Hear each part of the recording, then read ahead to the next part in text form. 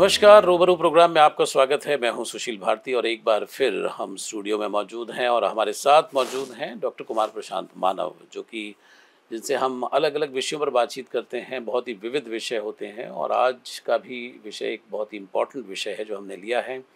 तो आइए सबसे पहले स्वागत करते हैं डॉक्टर कुमार प्रशांत मानव जी का। डॉक्टर साहब, आपका बहुत बहुत स्वागत है हमारे स्टूडियो में। धन्यवाद, नमस्कार जी।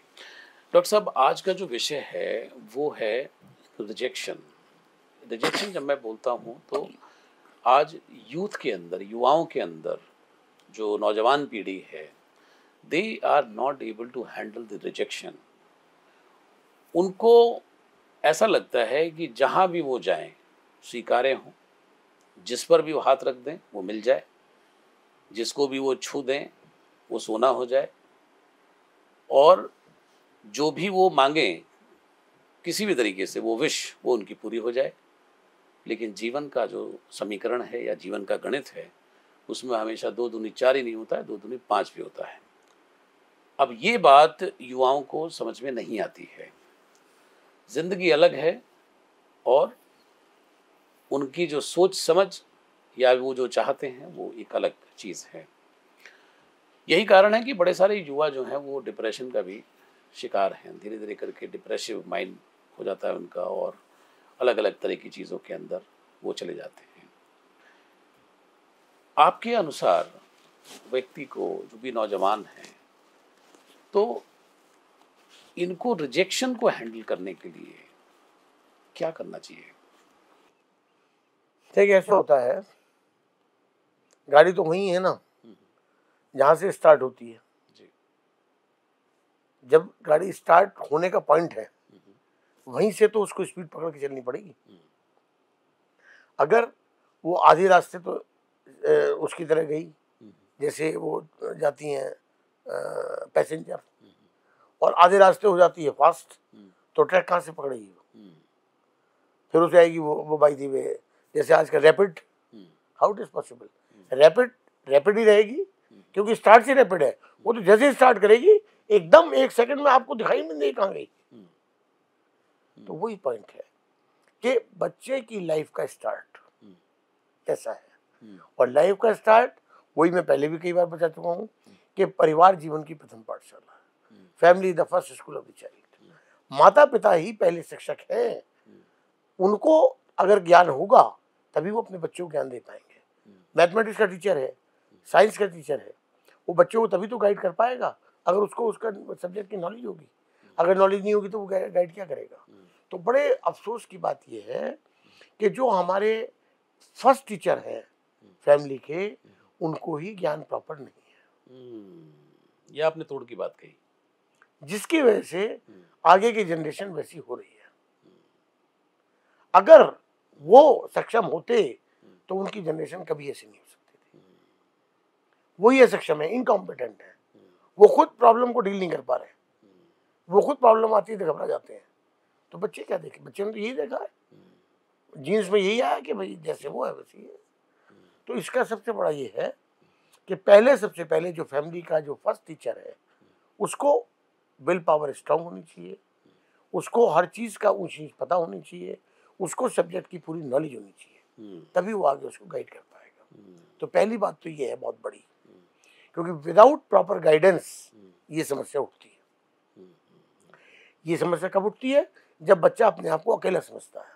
वो समझता है कि अरे मैं तो ये फेल हो गया, या मेरे तो मार्क्स कम आ गए, मेरे तो उम्मीद तो थी। मैंने ऐसे भी देखे बच्चे कि जिनको उम्मीद थी 99% आने की और उनके रह गए 95% और उन्हें सुसाइड कर लिया कि मैं तो 99 की 95 कर रहा है। मुझे एक बात समझ में नहीं आती कि पढ़ जो रहे हो किस चीज़ के लिए पढ़ रहे हो? कोई भी काम कर रहे हो किस चीज़ के लिए कर रहे हो? अपने जीवन के लिए कर रहे हो ना। जीवन ही नहीं रहा तो उसका फायदा क्या हुआ? क्या फायदा? अगर जीवन ही एंड हो गया तो फिर तो आपका सब कुछ करा धरा सब कुछ समाप्त हो गया। तो सबसे पहला काम तो जीवन रूपी नाव को चलाना है। वो अगर नहीं चली तो फिर तो आपका सब कुछ, जितने कार्यक्रम है, सभी फेल ही है। तो उसको बनाने के लिए, उसको चलाने के लिए आपको क्या करना होगा कि जरूरी नहीं है कि नाव जो है, जीवन रूपी नाव, वो एक ऐसा पानी पे चलती रहे जो बिल्कुल शांत जा रहा है तो आराम चलाते रहो। ऐसी जगह भी आती है जहाँ तूफान आते हैं, ऐसी जगह भी आती है जहाँ मछली, शार्क मछली, व्हेल मछली आ जाती हैं, उनसे उन तक से भी सामना करना पड़ता है। ये मैं बता रहा हूँ परिवार रूपी नाव, उदाहरण देके समझा रहा हूँ। तो उस तूफान के लिए आपने क्या तैयारी की है? अगर आप अच्छे नाविक नहीं है, जिसको आपको सिर्फ नाव खेना, पतवार पकड़ नहीं आता है, तो आप उससे कैसे डील कर पाएंगे?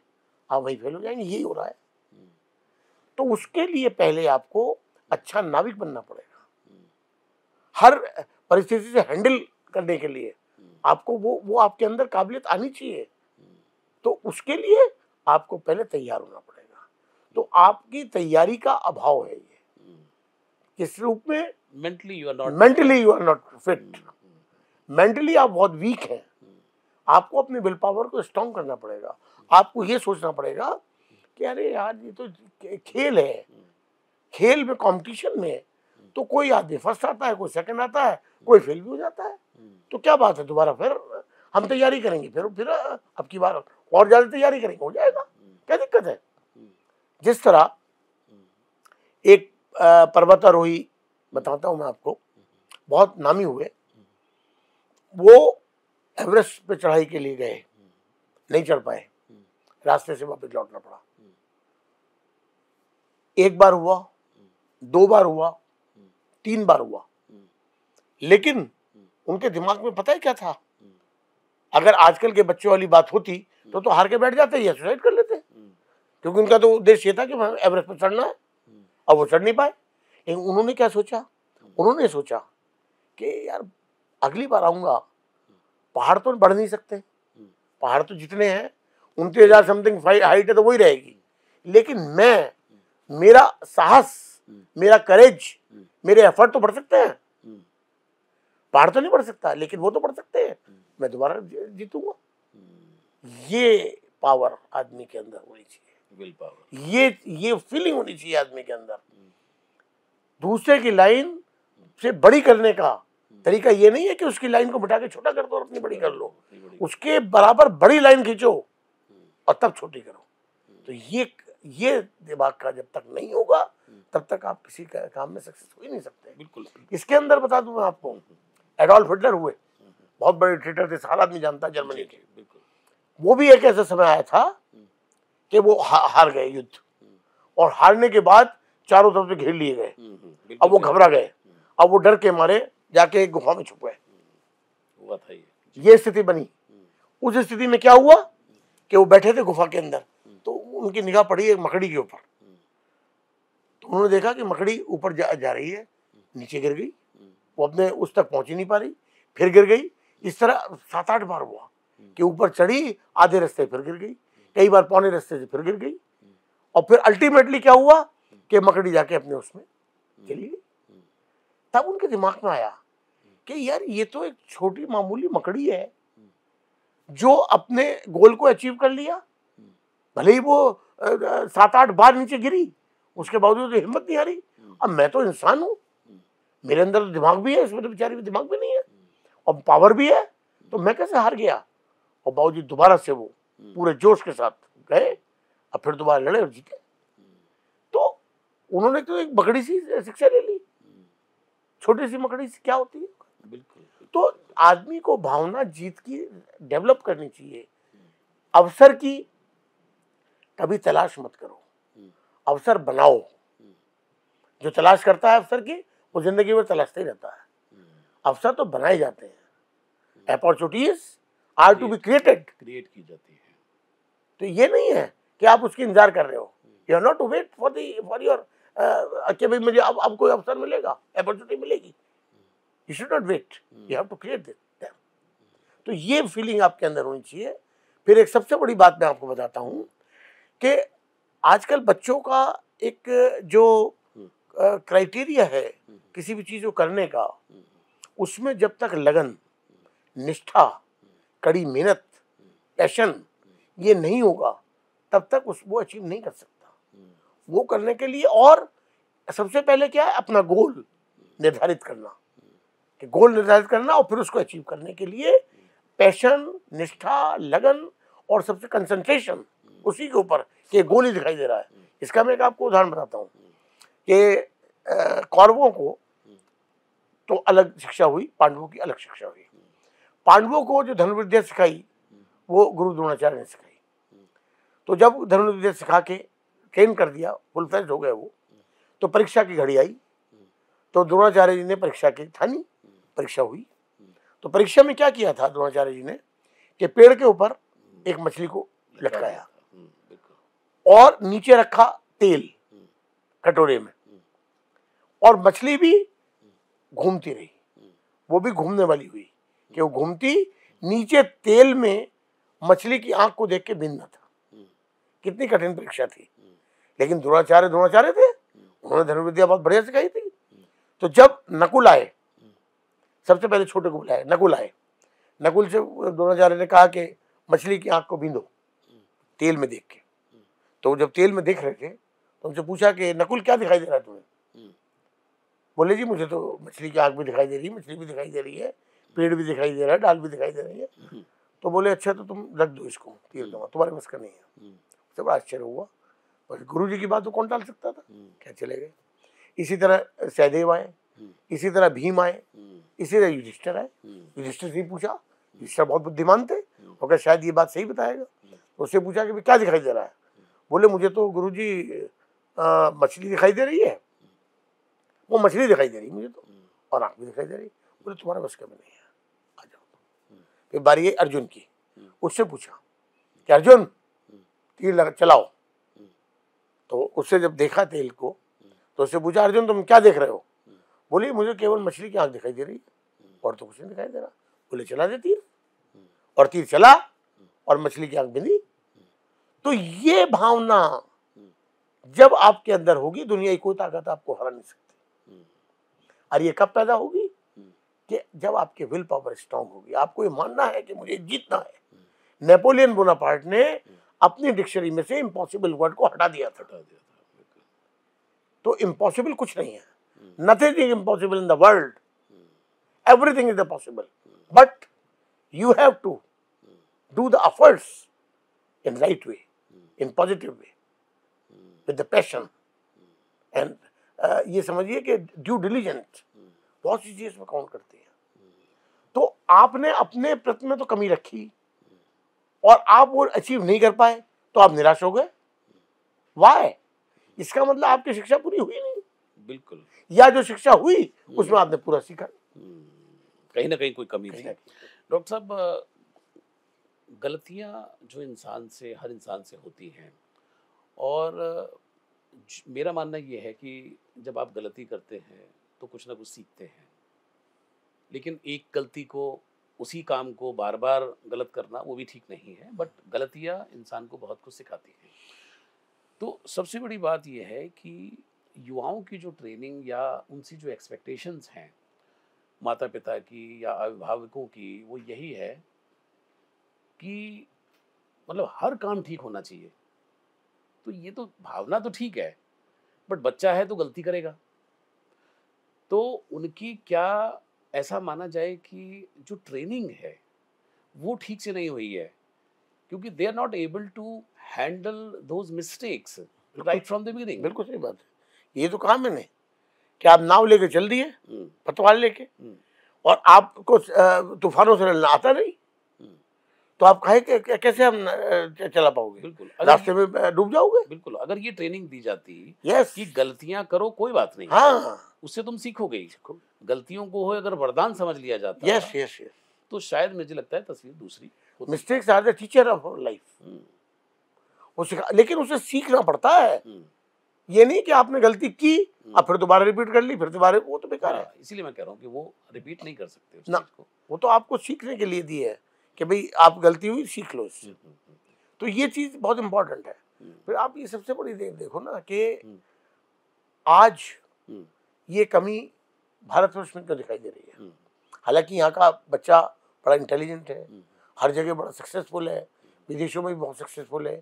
यहाँ के इंजीनियर, यहाँ के डॉक्टर्स विदेशों में बहुत नाम कमा रहे हैं, ऐसी बात नहीं है, ब्रेन अच्छा है। लेकिन फिर भी आप एक बात ये देखो कि जब ओलंपिक गेम्स होते हैं, ओलंपिक गेम्स में इंडिया को कितने गोल्ड मेडल मिलते हैं? इंडिया की पॉपुलेशन इंडिया की पॉपुलेशन वर्ल्ड में सेकंड है, 1.5 अरब है, 1.5 अरब। 1.5 अरब है। तो और जितने भी कंट्रीज हैं इससे आधी, चौथाई, 10%, 20% सारी वो है। चाइना फर्स्ट नंबर पे है, लेकिन जब गोल्ड मेडल के टेबल आती है तो इंडिया का नंबर कहाँ होता है? बिल्कुल लास्ट में, बिल्कुल कहीं 20वें 22वें नंबर। वाई अमेरिका के टॉप पे क्यों होता है? United states, America, UK, England, Brazil और ऐसे कई कंट्रीज हैं, ऑस्ट्रेलिया, इनके नाम ऊपर क्यों होते हैं?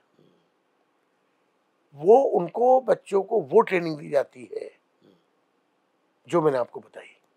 यहाँ उस ट्रेनिंग का अभाव है, पहली बात। दूसरी बात कि जो वहां पर उनको उसके लिए फैसिलिटीज मिलती हैं उसका भी अभाव है। अगर बच्चा, पहली बात तो उसको वो ट्रेनिंग ही नहीं है। दूसरी बात, अगर बाई दी में वो ट्रेनिंग मिलना भी चाहे, मिले भी, तो फिर उसको वो माहौल या उसको वो अपॉर्चुनिटी या उसको वो फैसिलिटी नहीं है जो होनी चाहिए, जो वहां मिलती है। इसलिए वो बच्चा इतना ट्रेंड होता है कि वो तपाक से गोल्ड मेडल लेके जाता है और हमारा नींद पीछे रह जाता है। यही रीजन है। तो उसमें हताश नहीं होना चाहिए। मैं ये कहता हूं कि किसी जमाने में, कालांतर में, हमारा भारत विश्वगुरु था। भारत में वेद की, चूंकि वेद की संस्कृति की, वेद सबसे पहले जब सृष्टि की रचना हुई तो वेदों की रचना हुई। वेदों की रचना क्यों हुई?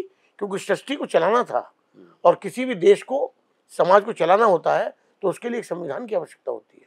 वो संविधान वेद के रूप में आए और वेद ईश्वर कृति है, गॉड ने बनाया। तो आपने वेद से कुछ सीखा ही नहीं। आज वेदों के नाम तक पता नहीं लोगों को कि क्या 4 वेद कौन से हैं। तो जब ये चीज हम अपनी भूलते जा रहे हैं, अपनी संस्कृति, अपनी सभ्यता को भूलते जा रहे हैं, तब हम इतने डेटोरेशन पे पहुंच चुके हैं। बिल्कुल। तो ऐसा नहीं है कि यहाँ आदमी में को कैलिबर की कमी है, यहाँ आदमी को ब्रेन की कमी है, नहीं, बहुत कुछ है, लेकिन उसमें उस पैशन का अभाव है जो होना चाहिए देश के प्रति और अपने जीत के प्रति।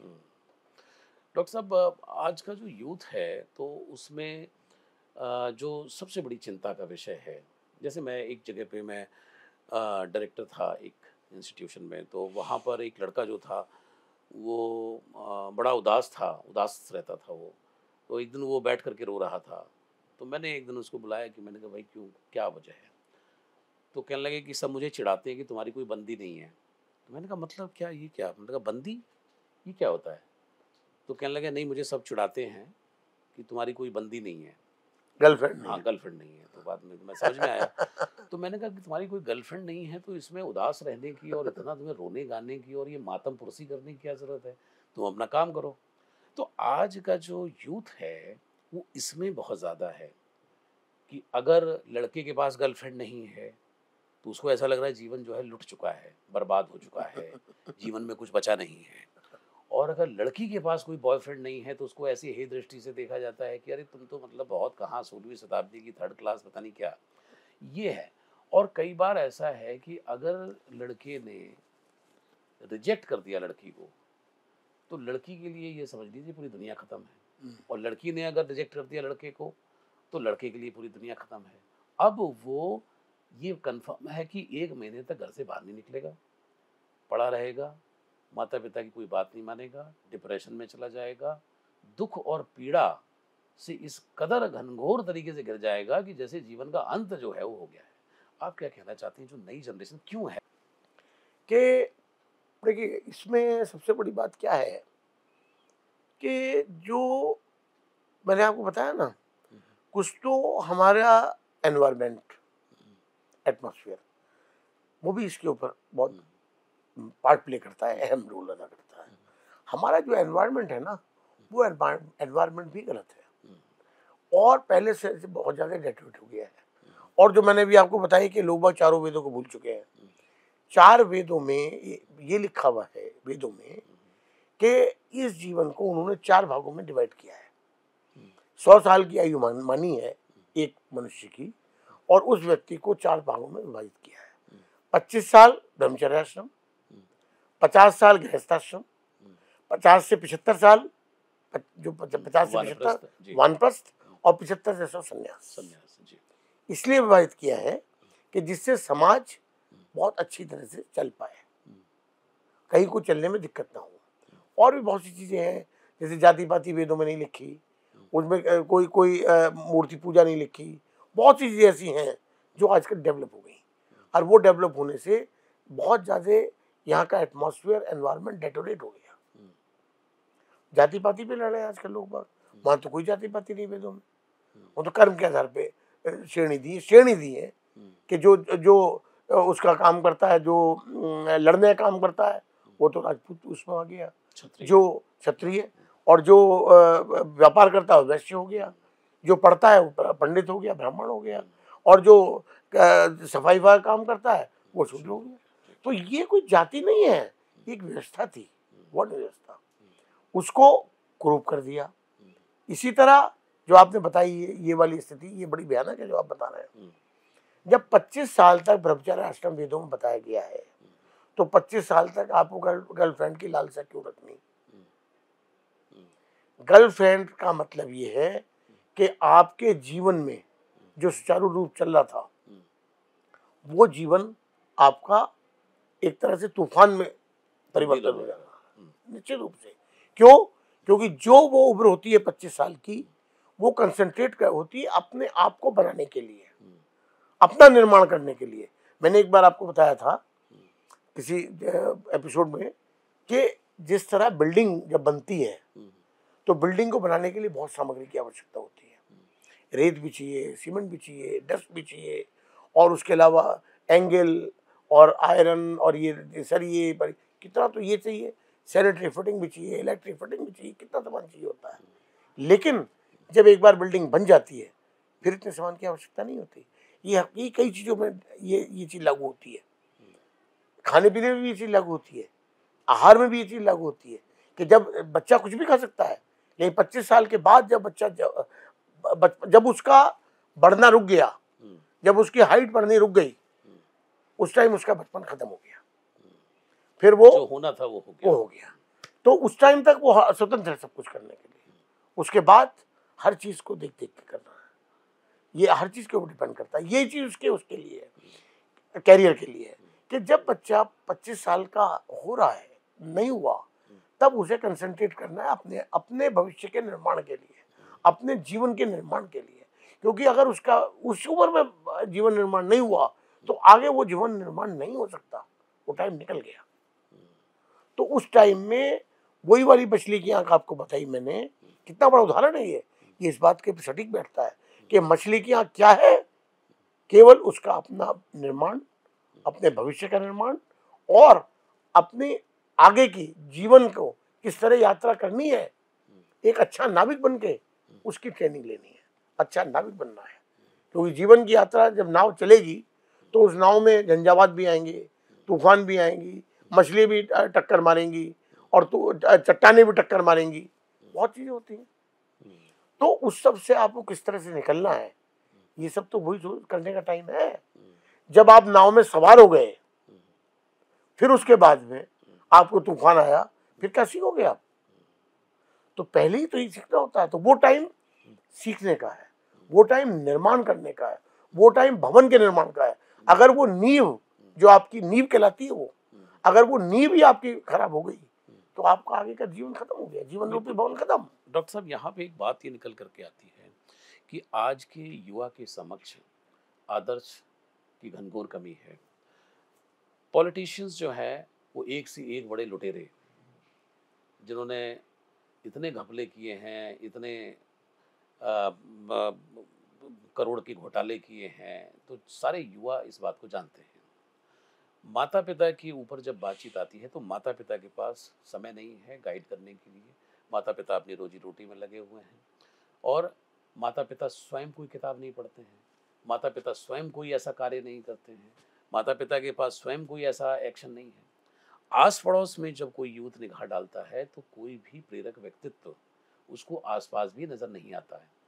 रिश्तेदारों की अगर बात कर ली जाए, तो रिश्तेदारों में तो एक से एक बढ़ करके हैं कि वो तो ये चाहते हैं कि किसी भी तरीके से इसकी पढ़ाई कल छूटती हो तो आज ही छूट जाए, ये जो कुछ कर रहा हो तो ये बिल्कुल ना कर पाए। तो ये इस माहौल के अंदर जो युवा है, तो वो प्रेरणा कहाँ से मिले उसको? उसके पास जीवन का जो लक्ष्य है, वो मिसिंग है।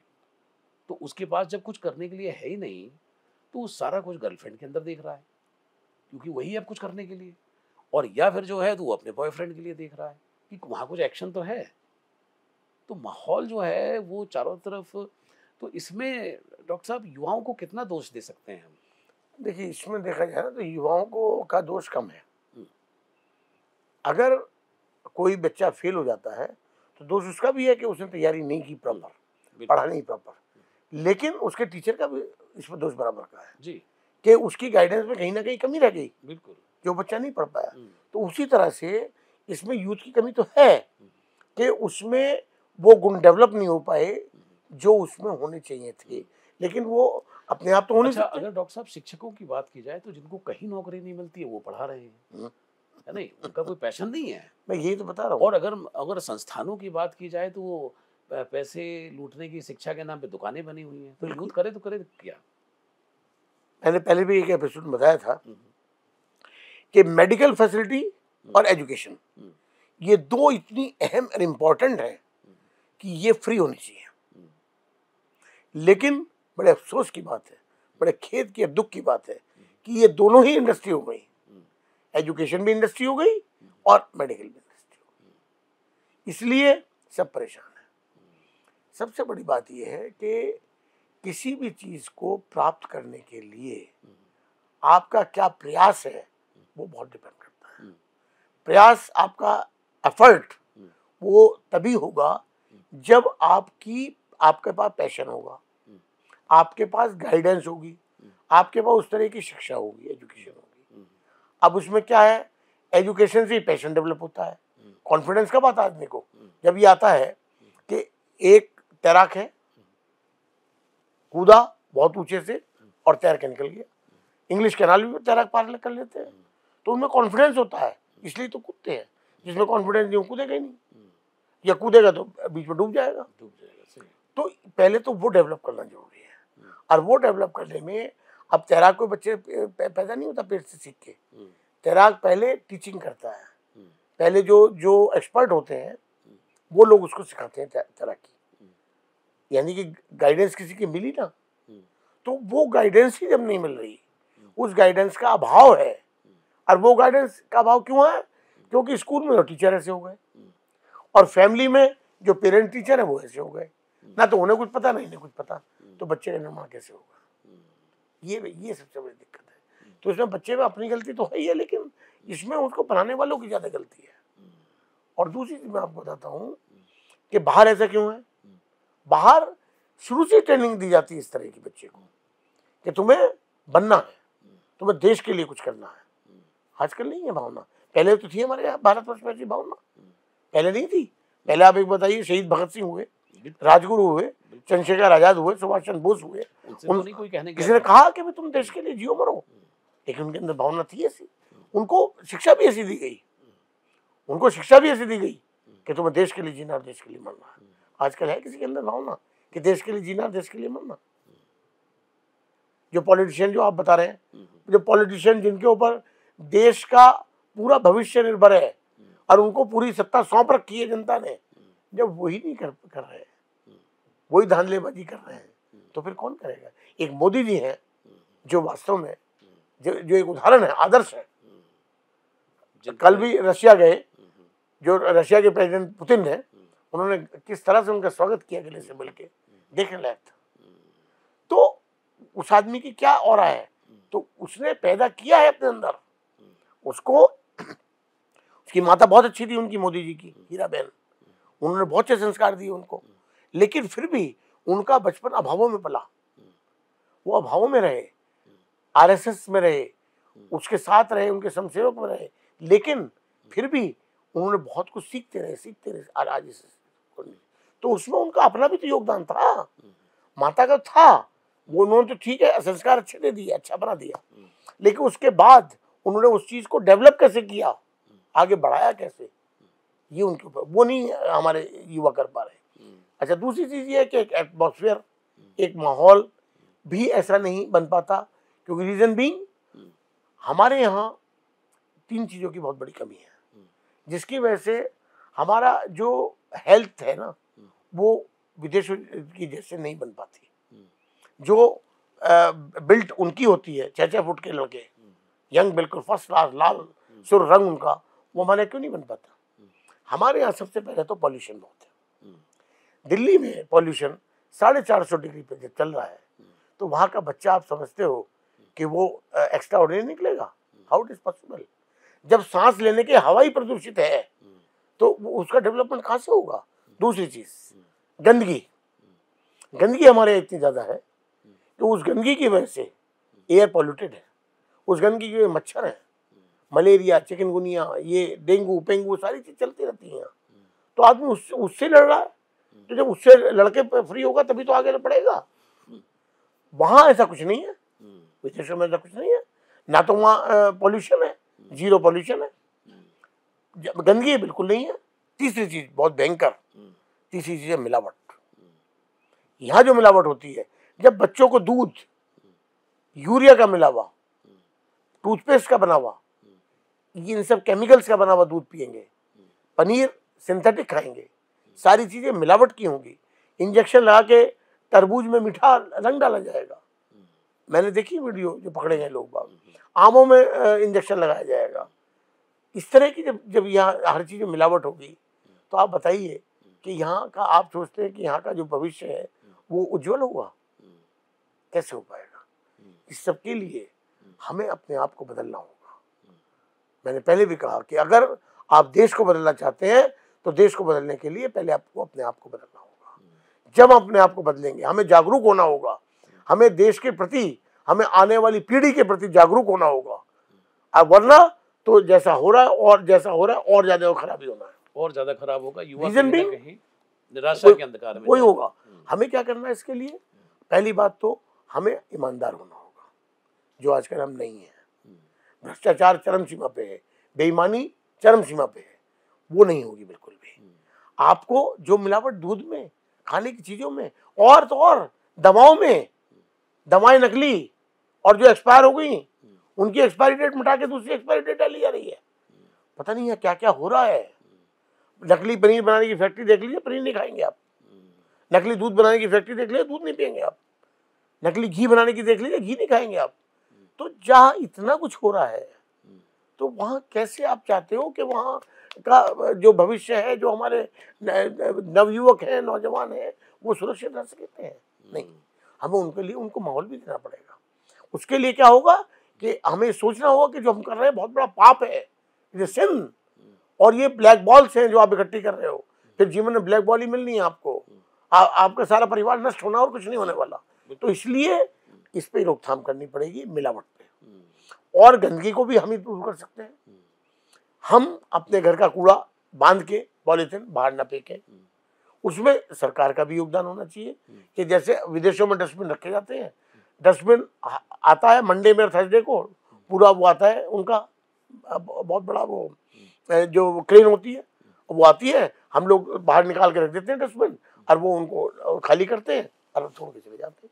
वहाँ तो कभी तो कूड़ा नहीं होता। इसीलिए यहाँ अगर कोई डस्टबिन गलती से रखी भी गई, तो वो भर के इतनी भर जाती है कि उसमें डस्टबिन दिखाई देती, क्योंकि कोई उठाने वाला नहीं आता। तो ये सारी चीजें एक दूसरे से जुड़ी हुई है। डॉक्टर साहब, आपने इतनी सारी चीज़ें बताई, निश्चित रूप से सभी परिचित भी हैं, और ये माहौल बिल्कुल आप सत्य कह रहे हैं। फिर इस तरह का भाषण बड़े सारे लोग दे रहे होते हैं। जितने भी मैं बुजुर्गों से, जितने भी बड़ी उम्र के लोगों से मिलता हूँ, तो वो बड़े बड़े मंचों पर इस तरह का भाषण दे रहे होते हैं कि हम नई युवा पीढ़ी के लिए कुछ छोड़ के जाएं, हम अपनी नई पीढ़ी के लिए कुछ करके जाएं, अब हमारा समय है कि we should give back to the society. तो वो किस आधार पे कहते हैं? वो सब ढोल की बोल है, कहना कुछ करना कुछ। जब आदमी कथनी और करनी में इतना फर्क करेगा, तो उसकी बात तो ढोल की पोल है, उनके पास है ही नहीं कुछ नहीं है। वो तो अपना ताली बटोरने के लिए, ताली बजवाने के लिए डायलॉगबाजी चल रही है, बस ये सब डायलॉगबाजी चल रही है। जिस दिन उन्होंने करना शुरू कर दिया, वो कहेंगे ही नहीं, करेंगे। जब आदमी करता है तो कहता नहीं, उसका फूल ये नहीं कहता कि मुझे सूंघो, उसी खुशबू तो अपना वातावरण में फैल जाती है। तो मैं तो हर एक से कहता हूँ फूल बनाओ, खुद भी सुगंधित हो और सब में सुगंध फैलाओ। तो फूल से शिक्षा ले लो बस केवल। तो फूल बनो फूल, वो कभी नहीं कहता कि मुझे सूंघो। तो इसी तरह आप इतने अच्छे काम करो, इतने करो कि वो अपने आप लोगों तक पहुंच जाएंगे। जरूरत क्या हो ताली बजवाने की, गलत बात कह के। आप क्या कर रहे हो युवाओं के लिए, आप प्रैक्टिकल बताओ कि आप ये कर रहे हो। सबसे बड़ी बात, क्या माहौल दे रहे हो आप ये देखो पॉल्यूशन, कितने जिम्मेदार हैं हम लोग पॉल्यूशन के, आप बताइए। तो ये सब चीजें क्यों हैं, ये चीजें हटाइए, फिर देखिए हमारी नई पीढ़ी कहां से कहां पहुंचेगी, और ओलंपिक में टॉप पे इंडिया का नंबर होगा। और रिजेक्शन भी हैंडल कर पाएगी। रिजेक्शन तो हैंडल हो ही गया। जब आदमी को माहौल ऐसा मिल गया, उसको एजुकेशन ऐसी मिल गई, फिर उसके अंदर जोश ऐसा आ गया, फिर देश के प्रति उसकी भावना ऐसी डेवलप हो गई जो की गई है, तो धीरे धीरे तो वो ऊपर पहुंच ही गया। लेकिन उसके लिए it is not impossible, but it's very difficult. उसमें हमें सबको बदलना होगा, हमें भी बदलना होगा। अगर हम युवाओं चाहते हैं कि वो बदले, उसके के लिए हमें भी बदलना होगा, हमें भी उनको शिक्षित प्रॉपर करना होगा। ये चीजें बिल्कुल। डॉक्टर साहब बहुत बहुत शुक्रिया, आपने बड़ी डीप तरीके से, बड़ी गंभीरता से, बहुत गहरी तह में जाकर के बहुत सारी बातों के बारे में हमें जानकारी दी। और मुझे पूरी उम्मीद है कि हमारे जो युवा इस प्रोग्राम को अगर सुन रहे हैं तो उनको निश्चित रूप से बहुत कुछ सीख मिलेगी। और बहुत सारे ऐसे लोग जो हैं जो सिर्फ डायलॉगबाजी कर रहे हैं, तो वो भी कुछ इस दिशा में काम करने की कोशिश करेंगे। आपका बहुत बहुत शुक्रिया, बहुत बहुत धन्यवाद। धन्यवाद जी। तो दोस्तों, ये थे डॉक्टर कुमार प्रशांत मानव, और जिस विषय पर आज हमने बातचीत की बहुत ही गंभीर विषय है। हम कहते तो हैं कि युवा रिजेक्शन नहीं बर्दाश्त कर पा रहे हैं, और वो कहीं ना कहीं उनके निराश चेहरे, उदास चेहरे, और जिस तरीके से वो हतोत्साहित हैं अपने आसपास के माहौल को लेकर के, और उनकी सोच सिर्फ और सिर्फ जॉब तक सीमित रह गई, और वो भी छोटी मोटी जॉब। तो इस सारे मसले के पीछे की जो कहानी है, वो जिस तरह से डॉक्टर कुमार प्रशांत मानव ने बयान की है, हकीकत यही है। तो अगर आप यूथ हैं, युवा हैं, कुछ देश के लिए करना चाहते हैं, अपने भविष्य के लिए कुछ करना चाहते हैं, तो थोड़ा सा सजग बन करके अपने आप को खड़ा आपको करना होगा, क्योंकि यहाँ मदद के लिए गुंजाइश थोड़ी कम है। और बहुत सारे ऐसे लोग हैं कि जो इस कार्यक्रम को देख रहे हैं। अगर आस-पास आपके कुछ युवा हैं और अगर वो किसी गलत एक्टिविटीज़ के अंदर अगर लिप्त हैं, चाहे वो नशा हो, चाहे वो और सारी कोई चीज़ें हों, तो उनको प्लीज़ सपोर्ट करिए, क्योंकि दे नीड योर हेल्प। आज के लिए इतना ही। अगली बार डॉक्टर कुमार प्रशांत मानव के साथ हम कुछ अन्य विषयों पर चर्चा करेंगे। अब लेता हूँ इजाज़त। नमस्कार। नमस्कार।